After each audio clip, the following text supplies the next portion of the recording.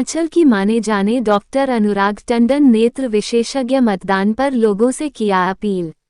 वाराणसी के पियरी स्थित पूर्व विधायक स्वर्गीय कैलाशनाथ टंडन के सुपुत्र पूर्वांचल के माने जाने नेत्र surgeon doctor Anurag Tandon Kashi Ratna award, Kashi Gaurav अलंकरण, Kashi Gaurav award, Purvanchal Ratna award, member of parliament award, कई अवार्डों से नवाजे गए। लाखों से ऊपर नेत्र ज्योति दे चुके डॉक्टर अनुराग टंडन ने मतदान के लिए जनता से अपील करते हुए कहा कि घर पर बैठने से मतदान की प्रतिशत नहीं बढ़ेगी, सही प्रतिनिधि चुनना है तो घर से निकलना होगा। मतदान बूथ पर जाएं, अपने मतों का प्रयोग करें और अच्छी सरकार बनाएं जिससे समाज और देश का भला हो सके। और जानते हैं क्या क्या कहा उन्हीं के जुबान।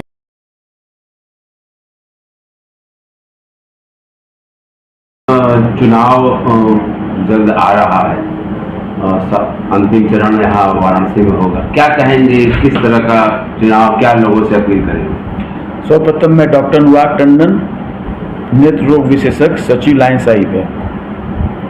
अभी जो चुनाव पूरे देश में हुए और जो चुनाव का प्रतिशत देखने में आया वो मन को विचलित करने वाला है।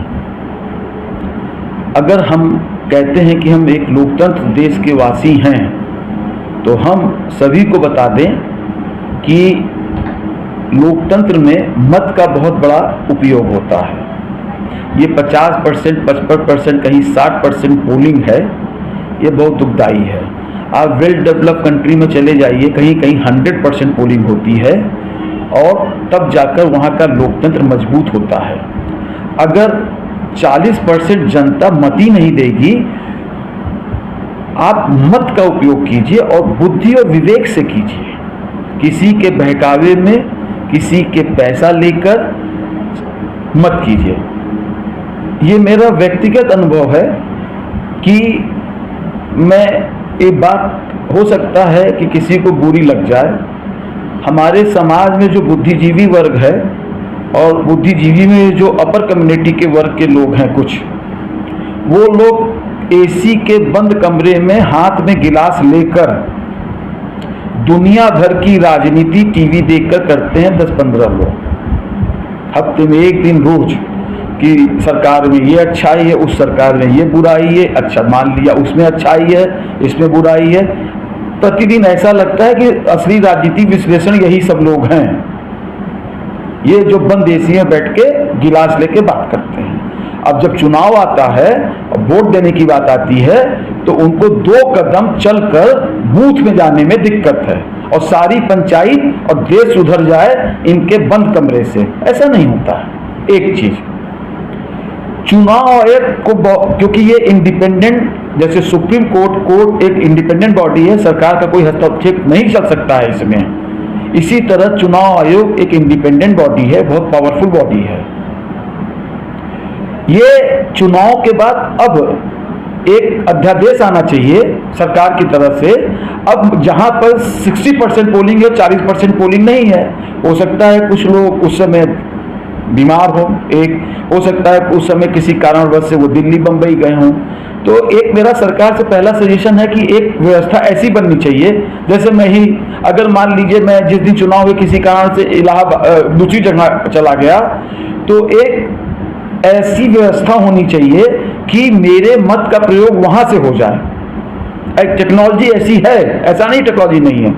दूसरी चीज, भारत ऐसा एकमात्र देश है पूरे विश्व में जहां 12 महीने चुनाव होते हैं। गजब देश है भाई। जब देखिए कभी सभासदी का कहीं चुनाव हो रहा है, कहीं उपचुनाव हो रहा है, कहीं विधान, इतना बड़ा देश है, इतने प्रदेश हैं, कभी उ प्रदेश में चुनाव, कभी ई प्रदेश में चुनाव। चुनाव आयोग का सारा अब लोकसभा का चुनाव खत्म होते ही पता चला विधानसभा का चुनाव हो जाएगा, तो किसी प्रदेश में मेयर का चुनाव हो जाएगा। तो चुनाव आयोग अब से चुनाव कराता रहता है। चुनाव की प्रक्रिया को कैसे सुधारे उसको समय नहीं मिलता है। तो इस देश में मेरा अपना व्यक्तिगत कानून है, ग्राम पंचायत से लेके मेयर तक, भाई आदमी एक ही बार निकलेगा ना। आप रोज रोज चुनाव कराएंगे तो कितनी बार आदमी चुनाव में वोट देने जाएगा? सारे चुनाव एकदम इसमें कोई आदमी ये न समझे कि कोई मैं किसी पार्टी विशेष का प्रवक्ता हूं। मैं एक बुद्धिजीवी के नाते कह रहा हूं, सारे चुनाव एक साथ होने चाहिए। अगर मैं वोट डालने जा रहा हूं तो मेयर का भी वोट मैं डालूंगा, मैं ग्राम पंचायत में तो रहूंगा नहीं, मैं विधायकी का भी वोट डालूंगा और लोकसभा के प्रत्याशी का भी वोट डालूंगा। ये क्या मतलब हुआ, आज लोकसभा का हम चुनाव में वोट डाल रहे हैं, पता चला 6 महीने बाद मेयर का भी चुनाव है, फिर मेयर का चुनाव खत्म हुआ, अब विधायकी का चुनाव है, अब विधायकी का चुनाव हुआ, अब सभासदी का चुनाव। अरे ये क्या हो रहा है इस देश के अंदर? एक देश एक चुनाव होना चाहिए। दूसरा, जब एक देश एक चुनाव होगा और इसके बाद चुनाव आयोग 5 साल फ्री हो जाएगा तो ऐसे व्यक्तियों को वो नोटिस करेगा। ऐसे कौन से व्यक्ति हैं 40%, 30% जिन्होंने वोट नहीं किया? तो मेरा सरकार से, चुनाव आयोग से एक पढ़े लिखे होने के साथ निवेदन है, जैसे आप रिटर्न नहीं भरते हैं समय से तो सो कॉल्ड नोटिस आ जाती है। आप वाटर टैक्स नहीं भरते हैं, सो कॉल्ड नोटिस आती है। आप वीडियो का टैक्स नहीं भरते हैं, सो कॉल्ड नोटिस आती है। सब लोग इसको भुगतभोगी हैं। आप बिजली का बिल मत भरिए, एक थोड़ा सा 4 दिन देर कीजिए, बिजली विभाग से फोन आता है, साहब आपकी बिजली का बिल बकाया है। तो क्यों नहीं वो लोग 40%, 60%, कहीं 50% जिन्होंने वोट नहीं दिया, चुनाव आयोग उनको लिखित पूछे कि आपके यहां आपने क्यों नहीं वोट दिया, इसका एक लिखित जवाब दीजिए। जो से कहता हूं, सोशल मीडिया पे लिखता हूं, भैया वोट दो, कभी कभी थोड़ा सा फनी करके लिखता हूं कि वोट दो। जिस दिन से इस देश में चुनाव हो रहा है, मैंने ये देखिए मतदाता संकट, जितने मरीज आ रहे हैं साइन करा रहे हैं कि शपथ लो कि हम वोट करेंगे। भाई मैं एक हिंदुस्तानी हूं, एक पढ़ा लिखा आदमी हूं, मैं लोगों में जागरूकता ला रहा हूं, लेकिन जागरूकता हमारी सफल नहीं हो पा रही है। इसका कारण क्या है? लोग लोकतंत्र के महत्व को नहीं समझते हैं। उसके बाद सरकार में ये हो रहा है वो, अरे जब तुम वोटें नहीं दोगे, तुम सरकार से फिर उम्मीद क्यों करते हो, क्यों खामियां निकालते हो? तो इस देश में मैं पुनः सबको हाथ जोड़ के विनती कर रहा हूं, अभी जितने चरण के चुनाव बाकी हैं, मत एक ऐसी चीज है ना, उसमें बहुत ताकत है भाई साहब। आप समझ लीजिए, आप की मत से आप एक सत्ता बदल सकते हैं। अगर कोई व्यक्ति गलत है उसको सबक सिखा सकते हैं, लेकिन जब मत देंगे तब ना। बाकी अगर हमारे देश में 100% पोलिंग हो और बुद्धि और विवेक से पोलिंग हो, मैं ये नहीं कह रहा हूं आप क्या विचारधारा है, आप क्या किसको देख रहे हैं, कौन अच्छा काम कर रहा है, किसी के आंख में पट्टी नहीं बंधी है। इस देश में काम होता हुआ लोगों को दिखता है। आप जाति, धर्म और ये सब बकवासबाजी से हटकर देश का विकास, देश की समस्याओं को कौन पार्टी सॉल्व कर सकती है, अपने बुद्धि विवेक से सोचिए, मत जरूर कीजिए। आपका एक मत हमारे देश को सशक्त करेगा और पूरे विश्व में जितने वेल डेवलप्ड कंट्री हैं, मैं आज आपको बता दूं, भारत न किसी अमेरिका से कमजोर है, न किसी यूरोपियन कमजोर कंपनी से फाइनेंशियली कमजोर है या बुद्धिजीवियों से कमजोर है। हम अपने मतों का प्रयोग करें, बार बार मैं कह रहा हूं, मतों का उपयोग करें। जब आप मत डालेंगे, आगे बढ़ेंगे।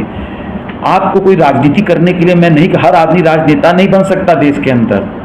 हर व्यक्ति अगर डॉक्टरे बन जाएगा तो फिर मरीज कौन रहेगा? देश में सभी लोग नेताएं बन रहे हैं तो फिर वोटर कौन रहेगा और समस्या सुनने वाला कौन रहेगा? जिनका काम है राजनीति, उनको राजनीति करने दीजिए।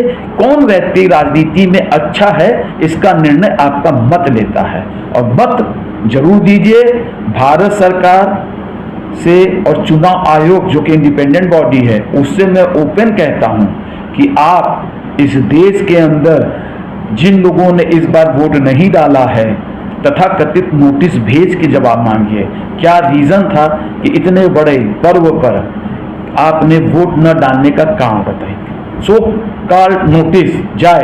अगर वो व्यक्ति जो अपने शहर में है और सही है, बीमार भी नहीं है, अगर उसने वोट नहीं डाला है तो एक कानून और नियम, एक पेनाल्टी के थ्रू उसके ऊपर एक पेनाल्टी भी ठोकी जाए। पुनः मैं कहता हूं, इस